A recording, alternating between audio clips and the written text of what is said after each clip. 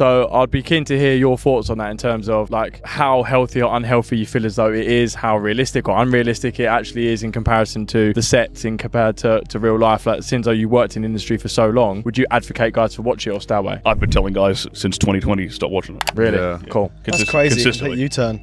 But it's just honesty, man. It's like, I'm not gonna like sit there and lie to a bloke because I was getting guys DMing me, you know, like, hey bro, I can't get my dick up, like I'm finishing too soon or whatever, you know. When I first started, when I just made that transition, and I'm like, mate, the first thing you should stop doing is jerking off to porn. Yeah. Like, it's just the honest answer. It's the first thing you should stop doing. Like, and that was irrespective of like any sort of like moral argument around it. It was just like, from a practical level, just jerking it all the time is just screwing with your brain chemistry. Yeah. Do you think it's desensitizing men watching it? Completely. Yeah, totally. It desensitizes you to like the female form. Let's say you've got, you know, your girlfriend or your wife, like one chick, right? It makes her less novel. Yeah. Which makes it harder for the dude to like rise to the occasion. Yeah, of course. When it comes, it makes it less exciting. Plus, on top of that, then he has like motivation problems. He has discipline problems. Yeah, major. Like, there is a serious issue with overloading your dopamine circuitry, and that's what does. Caine does similar things. Nicotine as well. I was reading up on this the other day. Funny you say that. Yeah, well, because dopamine's like, it's not like the happy chemical. People think it's like the happy is feel-good chemistry. It's not what it does. It's the reward chemical. It's designed to like reward you for effort, but your brain doesn't really know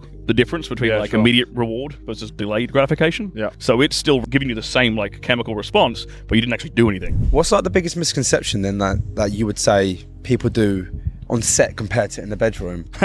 Like all those ridiculous like upside down positions and shit. They feel like shit. They do not feel good. Don't put your woman on her shoulders and do the pile driver. Like, no one's enjoying that. You're gonna break your dick. Like I knew a guy. He was based here in England, and he was in the fake taxi. This was like the female fake taxi. So they had a female taxi driver, and then the dude was the passenger in the back. Whatever. It was like the reverse. Anyway, he like fully got his dick snapped in half in the back of the fake taxi. They put the whole thing up on. And he doesn't get any workers comp or anything because he's a contractor. Wow. He got paid like a couple £100 or whatever and got his dick broken in half and had to spend like a week in hospital. No. There's a two-part to this question. One, what made you get into the industry? Right.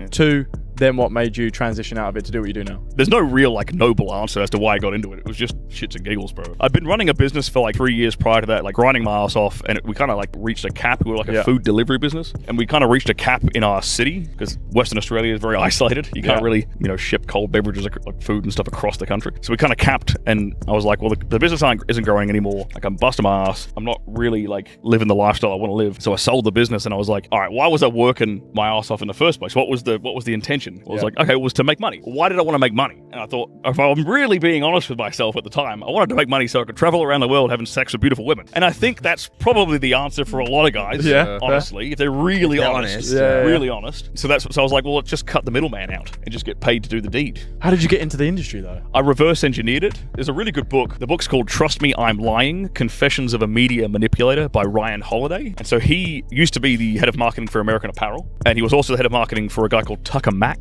if you're familiar with who he is. He wrote the best-selling book called I Hope They Serve Beer in Hell. Very controversial figure at the time. Basically, this whole book is about like how he reverse engineers free press and publicity with like big mainstream media outlets by starting off leaking stories to really small niche microblogs. This is back in like the 1990s when blogging was like a thing. The whole book sort of reveals this process, and I kind of took that process and reverse engineered it for like, and I'm like, okay, I'll pitch myself to like the tiniest, nichest little like amateur outlet, and they will give me a shot, and it worked. And then I'll use that as like leverage social proof to go to one who's slightly bigger, and then so on and so on and so on. And so I reverse engineered that from like Melbourne, Australia, to here in London, to Budapest, to Prague, and then to LA. And I just kind of climbed that chain. And if you look at my like YouTube career, I kind of did the exact same thing again, but with just YouTube. My first ever interview was with Rollo Tomasi and Richard Cooper, and I'd been watching their stuff, and they had been talking about OnlyFans, because beginning of 2020, this kind of answers your second question as to like how I got out, right? Yeah. Industry shut down 2020, so everyone was like talking about OnlyFans, and Rollo Tomasi and Richard Cooper were talking about it, and I just cold pitched them via email the same way I cold pitched like the small practice when I first started doing stuff. Like I'd learned this process, so I cold pitched them. I'm like, hey, I'm on the inside of this industry. I have an understanding of it. I also know what you guys talk about with the red pill. I understand your lingo. I understand that whole concept. I'll come on your show and explain it if you want. And they had me on, and then I leveraged that into everything else to the next person who was also in their network, and the next person. And these guys are all my friends now. What was that pinnacle moment then that you said, you know what, I need to get out of this industry? It was kind of a culmination of a few things. Like the year leading up to 2020,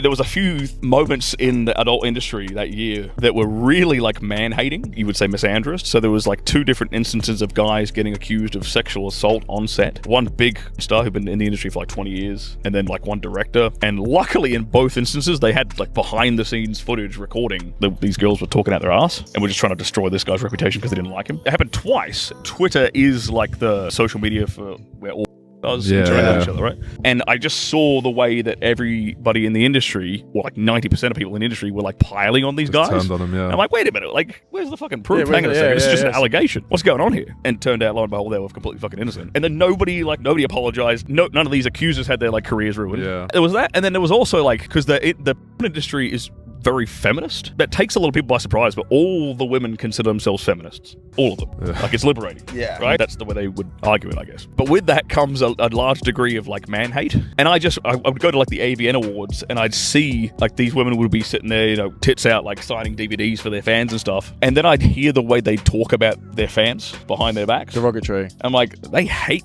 these men. Like, they're disgusted by them. They think they're losers. They're just like, but they're happy to just take their money and stuff. And I'm like, yeah, this is just a toxic industry. Yeah, it is. Yeah. And then on top of that, I started to learn more about, you know, the effects of that having on young men. Yeah. You know, like porn-induced erectile dysfunction is this like new thing that has been affecting like young blokes, and I'm like, this is not good. Like, I got into this for shits and giggles, and I'm like, okay, well, I need to sort of find a way out of this. And 2020 just sort of was this perfect storm. It felt right. It was like, yeah, time to go. Like, get out of this thing. And then since then, every time anyone's asked me, I'm just like, stop watching. Yeah, straight up. You know? Would you have ever thought that you'd be where you are today? God, no.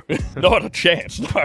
I'm blown away by where I'm at. But what happened to the What's world? the future plans for you from now, though, bro? Like, what are you trying to do? Like, where are you trying to go? I mean, and where can what's people the goal? reach out to you, though, as well? If that's StirlingCooper.com is where you can find like everything. All my socials are related to that as well.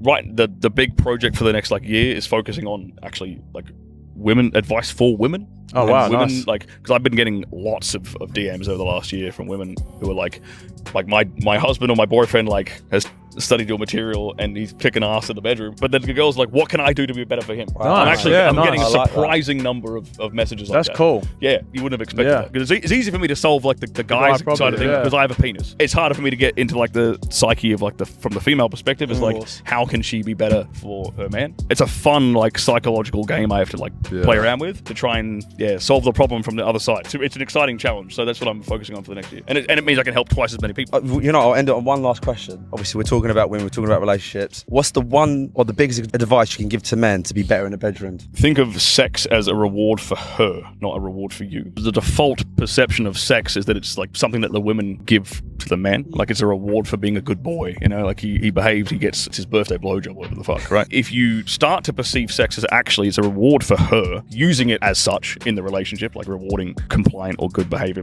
you like, if you start to understand that that is the power of sex, it's actually something that you give to her, I think your dynamic of sex will shift, and that will inevitably lead you to be more of a leader in the bedroom, or more dominant, more masculine, more passionate. When you perceive things that way, you're being active, not passive and receive. You're being a proactive participant in sex that way. That in and of itself has the power to like completely change a relationship and save a marriage.